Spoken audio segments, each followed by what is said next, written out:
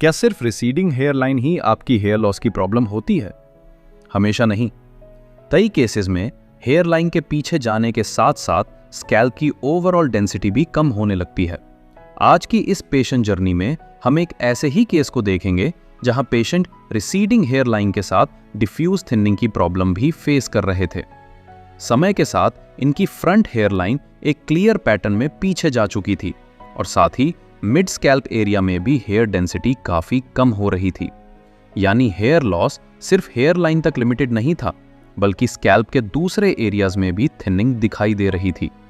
Hair line के पीछे जाने और ओवरऑल हेयर डेंसिटी कम होने की वजह से इनका फोरहेड ज्यादा ब्रॉड दिखाई देने लगा था और ओवरऑल हेयर कवरेज भी पहले की तुलना में काफी कम हो गई थी। काफी समय तक इस प्रॉब्लम को फेस करने के बाद इन्होंने हेयर ट्रांसप्लांट का ऑप्शन एक्सप्लोर किया और अपनी हेयर रेस्टोरेशन जर्नी के लिए जयपुर स्थित IFT हेयर साइंस को चुना। तो चलिए देखते हैं इनकी पूरी हेयर ट्रांसप्लांट जर्नी।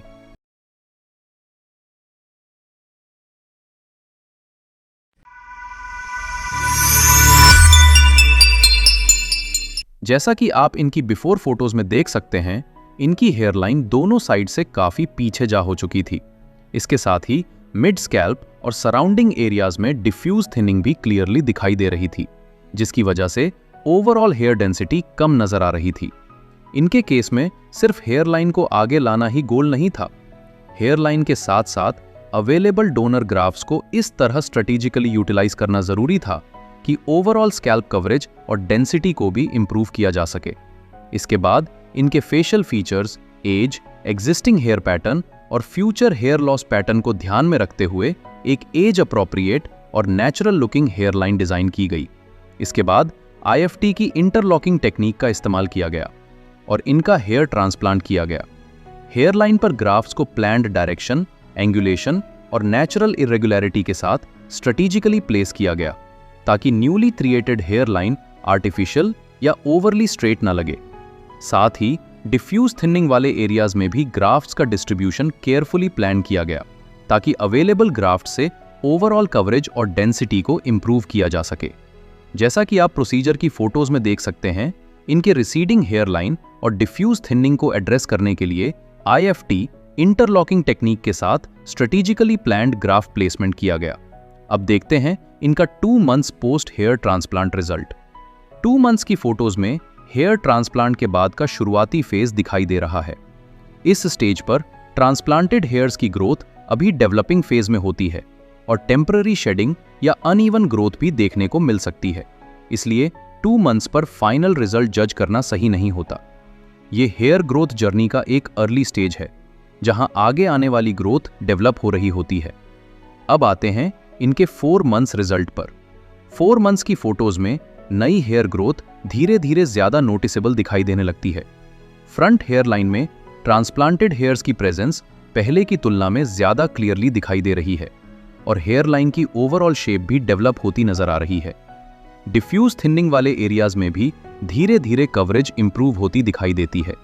हालांकि इस स्टेज पर हेयर ग्रोथ अभी डेवलपिंग फेज में होती है और आगे आने वाले महीनों में डेंसिटी और थिकनेस में और इंप्रूवमेंट देखने को मिल सकता है। और अब देखते हैं इनका 6 months post hair transplant result. 6 months की फोटोज में ट्रांसफॉर्मेशन अब और ज्यादा विजिबल दिखाई देता है। फ्रंट हेयर लाइन पहले की तुलना में ज्यादा डिफाइंड और नेचुरल नजर आ रही है, जबकि मिड स्कैल्प और थिनिंग एरियाज में भी कवरेज और डेंसिटी में नोटिसेबल इंप्रूवमेंट दिखाई देती है। ट्रांसप्लांटेड हेयर्स अब एग्जिस्टिंग हेयर के साथ ज्यादा नेचुरली ब्लेंड होने लगे हैं, जिससे ओवरऑल अपीयरेंस पहले की तुलना में ज्यादा बैलेंस्ड नजर आता है। अगर आप इनकी बिफोर 2 मंथ्स, 4 मंथ्स और 6 मंथ्स की फोटोज को एक सीक्वेंस में देखें तो हेयर ग्रोथ का ग्रेजुअल प्रोग्रेशन क्लियरली दिखाई देता है। 2 मंथ्स पर शुरुआती फेज, 4 मंथ्स पर नई ग्रोथ की शुरुआत और 6 मंथ्स पर ज्यादा विजिबल कवरेज और डेंसिटी। इस पूरी जर्नी से हेयर ट्रांसप्लांट की ग्रेजुअल ग्रोथ प्रोसेस को समझा जा सकता है। यह भी ध्यान रखना जरूरी है कि हेयर ट्रांसप्लांट का फाइनल रिजल्ट 6 मंथ्स पर पूरी तरह कंप्लीट नहीं माना जाता। अलग अलग पेशेंट्स में ग्रोथ टाइमलाइन अलग हो सकती है और आने वाले महीनों में ट्रांसप्लांटेड हेयर्स की थिकनेस, मैचुरेशन और डेंसिटी में फर्दर इंप्रूवमेंट देखने को मिल सकता है। तो ये थी इनकी रिसीडिंग हेयर लाइन और डिफ्यूज थिनिंग से लेकर 6 मंथ्स हेयर ट्रांसप्लांट रिजल्ट तक की पूरी जर्नी। एक ऐसा केस जहां हेयरलाइन के पीछे जाने के साथ साथ ओवरऑल हेयर डेंसिटी भी कम हो रही थी और हेयर ट्रांसप्लांट के बाद अलग अलग स्टेजेस पर ग्रेजुअल इंप्रूवमेंट देखने को मिली। अगर आप भी receding hairline, diffuse hair thinning या हेयर लॉस की समस्या फेस कर रहे हैं और अपने लिए हेयर ट्रांसप्लांट का ऑप्शन एक्सप्लोर करना चाहते हैं तो IFT हेयर साइंस में कंसल्टेशन के लिए कांटेक्ट कर सकते हैं। तो दोस्तों, अगर अभी तक आपने हमारे चैनल IFT हेयर साइंस को सब्सक्राइब नहीं किया है तो प्लीज़ इस वीडियो को लाइक कीजिए, शेयर कीजिए और चैनल को सब्सक्राइब करें और बेल आइकन को प्रेस करें